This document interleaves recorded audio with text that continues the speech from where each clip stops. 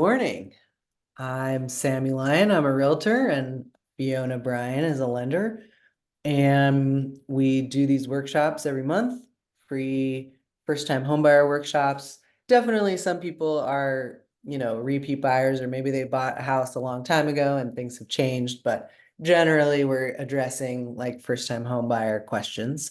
Like what does escrow look like and how do you qualify for a mortgage and all that. So we're just gonna go ahead and go through the basics of it, and then we'll answer any questions. So feel free to put any of your questions in the chat, and we'll make sure to address all of them. And yeah, so without further ado, I'm gonna pass it to Fiona, who is the money master. If you want to buy a house, you generally will be working with a realtor. Hello. But you also generally need to get that money from a Yeah. lender. So Fiona, take it away. Great. Yeah. So we love doing these because I think sometimes, hopping into home ownership can seem a little bit overwhelming, but we like to make it simple. So here's a little bit of what we'll be talking about. We're going to talk about the loan pre-qualification process. We'll talk a little bit about the home search and the difference between appraisal and inspection. What happens during the actual loan application once you've found a home, and what an underwriter is looking for, and obviously the steps through closing, funding, and all of those fun steps in the process. So I could probably do that faster, but anyway, like I said, we like to make it super simple. And another reason we like to do these is because we like to show people what it can be like when there's a team involved. Sometimes people will meet a realtor and then go to their bank, and you've got these two people working for you, but they're not really talking to one another and strategizing for you. So what Sammy and I have done over the last couple of years is really gotten a groove down where we have the pre-approval process, we have the search for the home, and then the most important part is when we're making the offers, especially in this market. Because when we're both on the same page, we can sell you as the borrower to be the one that they accept the offer of. So that's why I think it's super important. But obviously, the people that you run across are going to be the listing agent, the buyer's agent, who you're going to work with as the buyer, and then your lender. And there are different ways. You can go basically three different directions when you go to get a loan. You can go to your bank, and they're going to basically loan you your money that you have in the bank. They have one type of loan, and they're pretty conservative in their underwriting, and they will lend, obviously, the money they have in their bank. Then obviously the credit union is also similar. You can go to a direct lender, which is what I used to do, where I was a retail lender, and we would do loans and then sell them to free up more money. And now I'm a broker. So I go directly to wholesale lenders, and it allows me to place your loan in a very specific pocket based on who you are, what your credit score is, your income, and all of that. And we cut out the whole middleman. So it's a lot less expensive as well. So that's what we do. In terms of when you want to pre-qualify or pre-approve for a loan, qualifying is where you just basically give somebody your basic numbers and they say, hey, this is probably what it would look like. I don't ever do a pre-qualification anymore. I only do pre-approvals because in this market, there's too much room for error. And until we actually see your documents, we really don't know what your income truly is. And it saves a lot of time and a lot of headache up front if we can work on that together and actually get a pre-approval together, because then you can go out and you can be looking at houses, you know exactly what the game is. This is just a little thing we put together to sort of basically say the do's and don'ts during the process. Most of the do's are pretty obvious, but the don'ts: do not make any major purchases. If you really have to go do something, but your heart is set on buying a house, talk to us first. Don't make any large transfers. If you're going to be using gift funds, talk to us first. Don't close any credit accounts. Don't pay off any bills outright. If you think you're doing something really tricky and crafty to help your credit, check with us first, because sometimes there's some things that you can do that are actually contrary to what you would believe. So those are the do's and don'ts. In terms of your home search, I'm gonna actually pass this over to Sammy, and Sammy can kind of talk to you a little bit about once we have our pre-approval, what you're gonna do together. Yeah. Well, and a lot of people will say, "Oh, hey, I'm thinking about buying a house," and reach out to a realtor first. And I love having those initial calls with people because it really sets us into like that visioning space. Um, and kind of the next step is to go through that pre-approval process with Fiona. So just because the reality is a little bit of what you're looking for is also going to be constrained or informed by how much you qualify for and what kind of payment you want to have. And I really like to have the numbers set up like Fiona was saying. Yeah, you could go on the internet and get like a pre-approval with a purchase price, but that doesn't really help. Sorry, pre-qualification. um it's more helpful to say like, okay, this is what the monthly payment's going to look like. This is what I feel comfortable with. So like all those financial questions is how I like to then really start the search. And so, because really, it's like there's a house for every budget.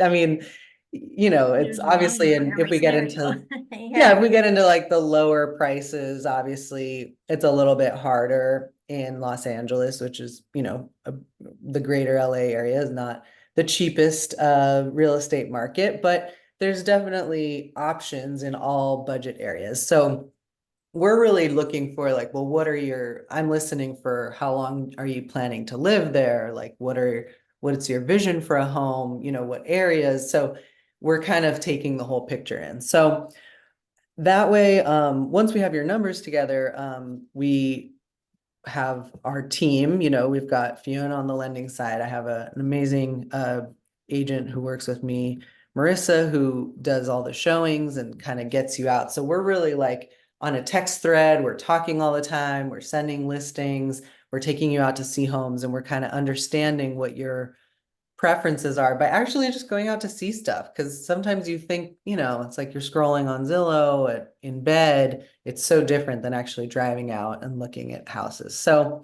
once we look at houses and you like something, we're gonna, if you want to make an offer on something, we're gonna double check with Fiona. We're gonna look at the numbers again because rates are going up and down, and we're gonna make sure hey, do you feel comfortable with this payment? Um, and then we're going to make an offer, negotiate, and then we're really like full court press. If you like a place, Fiona's calling the listing agent, I am.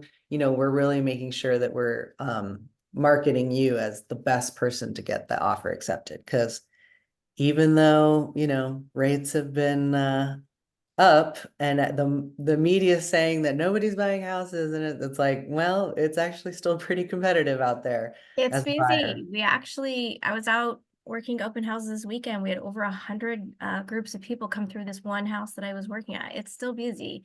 Sorry, Yeah. I mixed up my slides a little bit on you, Sammy, but yeah, I mean, I think like you said, when you go out, once you do find a home, I mean, we're gonna, update statements and things like that.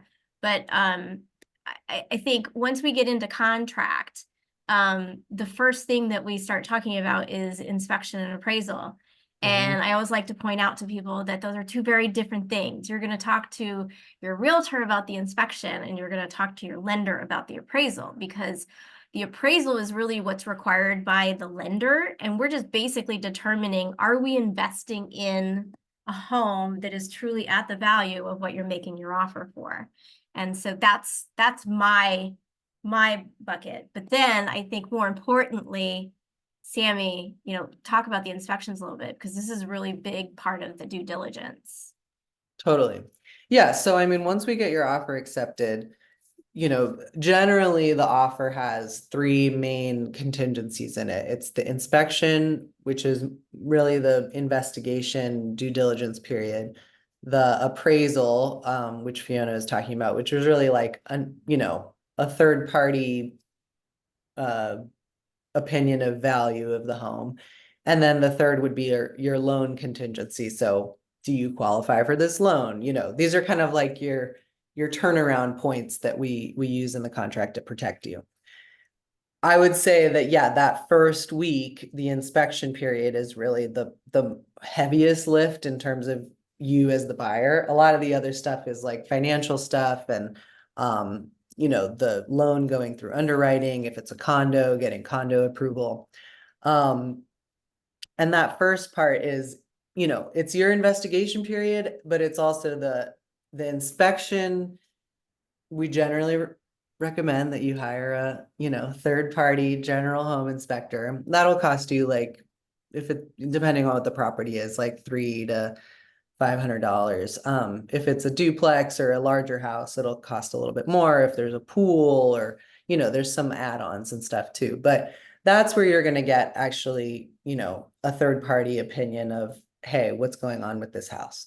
But also the investigation period is for you to like go back to the house at different hours of the day and like be there and see, okay, do I, versus just, oh, I went to an open house or I saw it for 15 minutes at a showing, but like go spend some time there. And there's a question is, yeah, do you go with the inspector? So we can do all sorts of things. We've had people like leave town right as they opened escrow, because they made an offer and then it took time to go back and forth with counters. So sometimes we as the agent are always there for the inspection with the inspector. Um, and then the buyer, of course, you're welcome to go. You're paying for the inspection. So back to that, if you can go back to that Oh, sorry. thing, like the two things that you're paying for in escrow is the inspection and the appraisal. Everything else is going to be kind of rolled into your down payment, closing costs, like the cash to close that you're giving at the end of the transaction. But these things you're paying for out of pocket. So if for some reason there's like, a deal breaker and you back out, you will have lost this money. And so do people, some people don't care and they don't want to go with the inspector and they're just like, hey, just send me the report. They usually send like a very detailed report with photos of everything and you can talk to the inspector about it. But often I encourage people to just, hey, this is your chance to go back to the house, kind of like look around, poke under the hood a little bit more uh, calmly than an open house or a showing where, you've often only seen the house like once before you make an offer. So that's totally up to you as the buyer. But I do say, don't just stand there and talk to the inspector because they need to like, if they're just talking to you, they're not doing their job. And do we do third party inspection on new build homes? Look, you never have to hire an inspector with an old home, with a new home. Like, no one's forcing you to pay an inspector. But as your realtor, I highly recommend that you get an inspection. And yeah, we do inspections on new build homes too, because you know, you never know how the contractor, I don't know if something's not working or if they think, sometimes new construction has issues as well. Sometimes they have more issues than old homes because the old homes we know they've withstood the test of time. So Yeah. yeah. But Yeah. yeah, we generally recommend an inspection. Cool.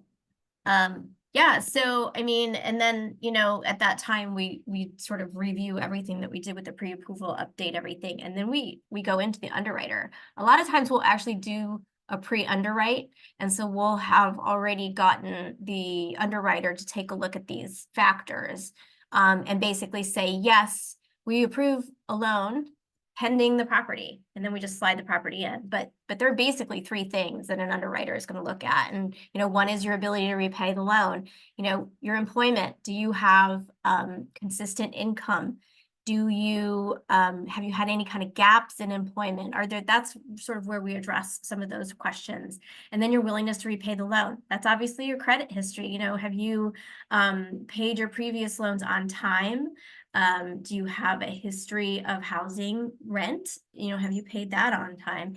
And then the collateral, that's our appraisal. And we're just basically, again, making sure that our investment in the property is at the value that you're actually making the offer for. And so essentially what comes back is called a conditional approval because there's a whole process. We still are doing our title search, we're getting our insurance, we are, anything that has to be followed up on will be in those conditions. Ideally, we get very few conditions back, and that's why we try to do the pre-underwrite first, because then there are no surprises, right? So, but we always love the conditional approval. It typically takes about 24 hours for that to come back once we submit it. So I would say the timeline from, like, if you have escrow, you know, you accept your offer, escrow gets opened and they kind of contact us. We get our fees from them and we set out our initial disclosures with a loan estimate. And then once that loan estimate and that intent to proceed is signed, we know that you're moving forward on this house, then we're gonna go ahead, we're gonna order our appraisal and we're gonna submit to underwriting. And we're full force after that, and it goes pretty quick. Then we submit everything that all the conditions, and we get our final loan approval. Once we get final loan approval, we get what's called cleared to close. That is basically means that we are cleared to order documents, that we can get documents sent over to the escrow company, and they will set up a notary. So a lot of the documents that you see at closing are actually, you've seen them previously with your loan estimate and the closing disclosure. You've seen all these documents. The new documents that you see are the actual note and the title. So those are actually, you know, the things that get filed with the county. Nothing's permanent through this entire process until you kind of get to the closing table and you start wiring money. That's when it's super serious. But I usually will have a phone call before to go over the closing disclosure, to go over what the final settlement will be. It usually does not come out until the documents are at escrow. And then we go ahead and schedule our wire. Your money comes in, our money goes out, and the loan is funded. And in LA County, this actually will take about 3 days. So you sign on one day, we're gonna fund the loan on the next, and then that third day, the county will record the title, and then the keys get handed over to you. And that's when Sammy gets to say, hey, we're Fine. recorded. No takebacks. No I'm like, take all back. right, the title Yeah. transferred. Yeah, and I would say, you know, I think like Fiona's sharing what a lot of people sort of don't see in the process, which is like, you know, I'm really with you. We're talking about the house, we're talking about the inspection, we're negotiating if there's any issues, we're kind of like looking at, okay, you know, is there a deal breaker? Like essentially I like to think of it as like you're looking for green lights along the way, right? Like escrow is a journey. It's, you know, somewhere between like um it's usually like 3 to 4 weeks is escrow process. It's depends. I mean, sometimes you know, we make an offer and then the seller needs to find a new house. And, you know, so sometimes we're looking at like 45 days or something like that. But generally, we're looking at 3 to 4 weeks. So I like to think of it as like you're looking for green lights along the way. And if at any point there's a yellow light, it's like, oh, there's an issue with the roof. Like, okay, let's talk about that. We either if it's a red light, like, nope, this is a total deal breaker, then, you know, we cancel the contract and everything Fiona's been working on, we just sort of like table it for the next property. Or we say, well, this roof issue, like maybe we need to get another inspector there or a roof specialist, or we negotiate, right? So this is all like, a very emergent process, right? Like escrow itself is pretty, uh, I don't know, like all the steps happen, right? Like, okay, then the loan approval and the this and that. But along the way, we're sort of like, there's a lot of variables and what's happening. And oh, if it's a condo, we need to get these documents. So there's a lot of stuff happening. And what we're making sure is that at each step of the way, like, okay, are you feeling good? So we're doing a lot of like like checkpoints with you.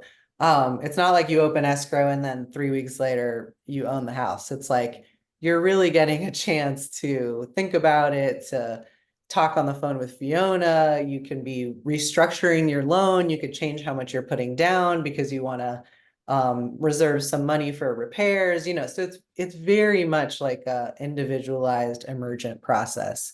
And at no point should you ever be surprised about what's happening. Like you will be checking in with us about it. So in Yeah, it's terms kind of of like we that, become like family members for about yeah, 3 weeks. And then all of a sudden I'm like, wait, I I miss you. miss you. I know.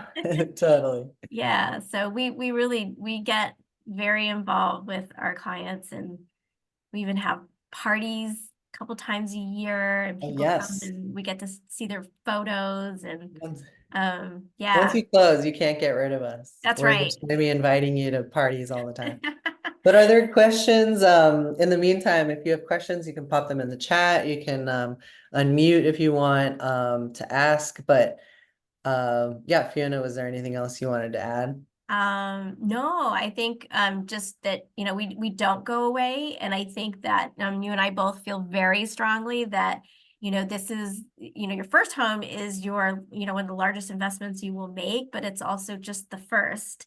And we like to be a part of helping you to manage that investment. And so we stay in touch. But from the loan side, we do reviews to make sure that your loan is healthy. Is it time to refi? If you have reasons to tap into the equity in your home, we want to be there to help you strategize that. And yeah, so that's it. But yeah, anybody, don't be shy, ask us questions. We like to talk. Sammy, Fiona, you have first of all, an incredible presentation. It's Alan here. I'm a veteran. First of all, do you handle veterans that like 20% down payments, and what are the requirements? First of all, second of all, as far as newer homes or condominiums, what would you recommend for, because I'm a veteran, but there are a lot of veterans that are just getting out, and so they're overwhelmed and confused. So those are the kind of two questions I would like to. Yeah, I question. mean, you are entitled, you have what's called an entitlement as a veteran, and there's not a limited number of them. You are entitled to a specific housing benefit. And so I can show you how to pull that.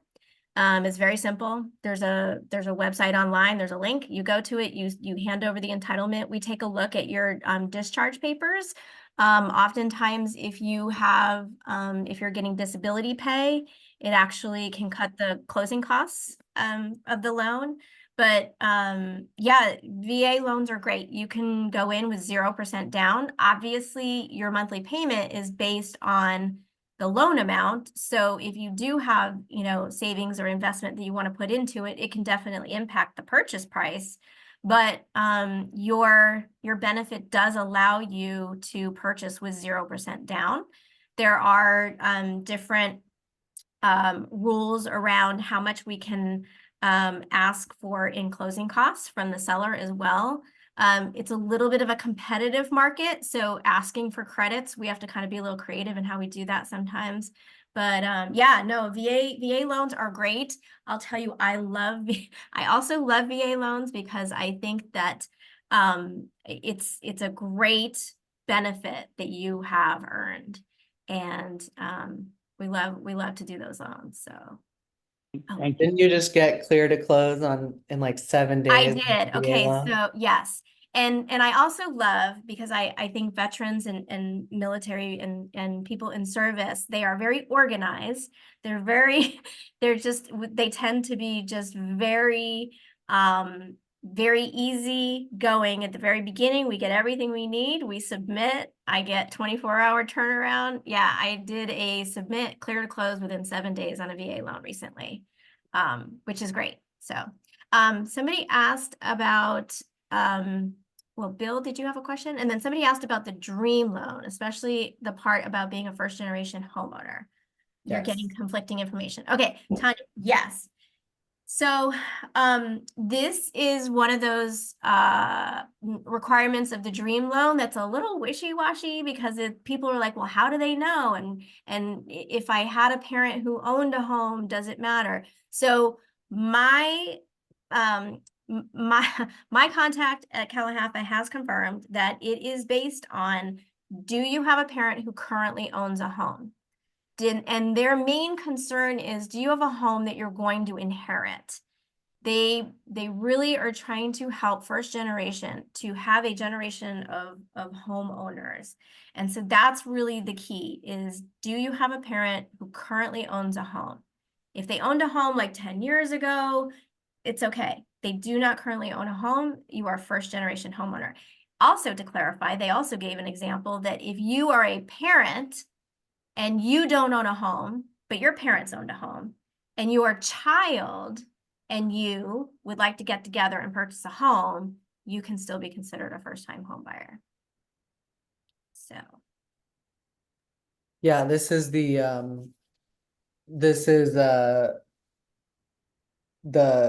sorry, Bill. Oh, cool. You have some credit. Bill has some credit wipes for clients. Yeah, Bill, feel free to put that information in the chat. We do have a really great credit repair company that we work with, Tier 1 Credit, and Shiva, the owner of that, he's really helped a lot of our clients because credit is one of those barriers to home ownership, unfortunately. And he helps get, things removed from their credit. And yeah, we've been able to, work together with him. We'll bring him on to one of the workshops as well. And folks do, sometimes it takes like 6-9 months, but then he pings us and says, It's okay, great they're because you ready to can, go. yeah, And and then they buy a sometimes you house. can So never tell there was any ever an issue. yeah. Tanya, do you have a But yeah, question? sorry. Yeah, I do. The VA loan situation kind of triggered this question. Excuse me. Are there any loans specifically geared towards people who work in nonprofits or cultural institutions? So I'm not aware of anything specific. I do know that there are a number of grants that you can apply for. I am not sure. I would Google perhaps to see if you can figure out different organizations that would provide grants for homeowners. There are a number of bond programs through Cal HFA, like the DREAM program, but we do Cal-HAFA all day long, every day. They have a great 3% down conventional loan. They have a 3.5% down FHA loan. They also have a VA loan that they do. So GSFA is another organization that does down payment assistance. I think Cal-HAFA kind of like has it totally figured out and wins the day when it comes to the cost and interest rates. We typically, even when we compare, a lot of times we end up going with those programs, but yeah. Some of them are income based. There's like the LAHOP. Yeah, so I would say, at least from what I've learned from Fiona, everyone has sort of like different ways that they treat down payment assistance. Some would be like a grant, right? Which is, you don't have to pay it back. Here's some money. Others are a little bit more like a silent second. So you've got your first loan, which is, the loan that Fiona is talking about for the bulk of the purchase price, but then they're lending you the down payment, but at 0% interest. So you're not paying it, but it is a loan, so you do have to pay it back if you sell Cal-HAFA the actually house. does have a 1%. It's a 1% accrual. Okay, Yeah, interest, but it is silent. You don't pay back you until don't pay until monthly, you sell right, or refinance the home. until you Now, sell. the California shared appreciation loan, the DREAM loan, that actually is a 20% loan. You Yeah. pay back the 20% at 0% interest. However, you're paying 20% of the appreciation of the home when you sell. Yeah. Yeah, You can refinance at one time. Yeah. right. And so, there's just kind of like different ways that the different programs. Some are city, some are county, some are Riverside has a really good And program. Riverside, yeah, Rivco Yeah. has a program. So it also just kind of depends where you're purchasing, and then in terms of like income. And that's what's nice about it's sort of like when you do submit a loan application. So I always am telling folks like, hey, submit a loan application. Like it's not, I know it's hard because you're like, oh, I'm not ready. I'm not ready. That's fine. If you're not ready, we're not gonna make, no one's gonna force you to buy a house. No Right. one's gonna make you buy something you don't want to buy. It's more like Fiona is sort of like you get it's all the same documents, right? This program, that program, it's gonna be if you're W-2 employee, it's gonna be your pay stubs, your bank statements, your retirement accounts, your ID, whatever. If you're self-employed, it's a little bit more stuff like it's your taxes and your profit and loss and but essentially it's the same documents. And then Fiona is gonna sort of like sift it into, oh, this would be really good for you, or oh, that would work for you, or this, versus you trying to run around looking for every program. And I plenty of think also too, it solidifies in your mind what you can do, right? Because I think sometimes when we're Zillow shopping, we're playing around with the Zillow calculators. They're not always very accurate, but they're also assuming that you have, a certain credit score and that you're putting 20% down. So, it's just much easier for us to sort of get the scoop and help you sort of focus. Yeah. Yeah. So I don't know if that answered your question, Tanya, but there's definitely people will definitely text Fiona random programs and be like, what about this one? Can we do this Yeah. one? Yeah. And that's totally fine. And then some folks have like we have some clients who are UC employees, so they're like, so Fiona will kind of like compare and contrast. Oh yeah, like this program is a really good one for you. She'll keep it real. Like if it's a Yeah. program that she can't do and it's better, she's like, yeah, go with that one. Yeah. Yep. Tanya, did you have follow-ups Yeah. or? No, that's fine. Thank you for that information. Yeah. Yeah. I mean, I usually say like it's even just a discussion on the phone. It's like once we sort of have all the puzzle pieces in front of us, then we can kind of figure out which buckets to put them in, and I think most people, it'll be pretty clear what makes the most sense. And then there will be times where we're comparing and contrasting, the benefits of one program or another. I would say that most of the down payment assistance programs and the bond programs, they serve a purpose, but you have to keep in mind they are not free.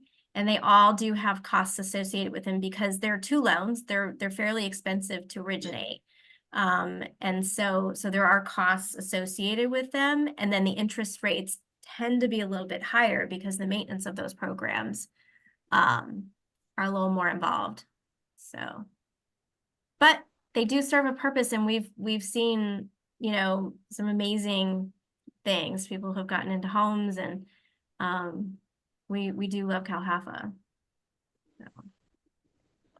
Anything We else? love that. Yeah, we've done that a lot. Yeah, so the dream, just to clarify what Fiona said, which is the dream program is the 20% shared appreciation.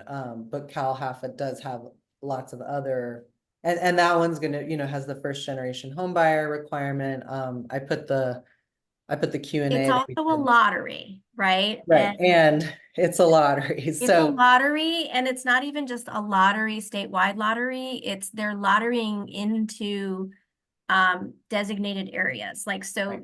like they're going to limit they don't want to have like everybody in LA County or everybody in Riverside County. They're really going to divvy it up statewide. So should be good. Yeah. Yeah. But their 3% program is open. They have other, they have lots of other stuff and we use that all the time. I love it. So, cool. So if folks have other questions, let us know. Obviously, if you have individual like one-on-one questions, you can feel free to reach out to us. We love connecting.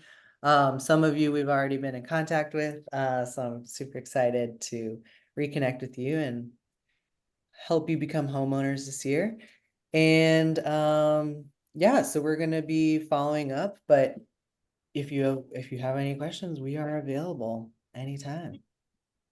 We Yeah. love to talk about this. I'll throw our information in the chat again, just so you have it. And yeah, best way is to either just reach out to us or schedule a call. And then that way we know we have, you know, some time blocked out to talk through your situation with you. Definitely. All right. Well, this was another great monthly meetup.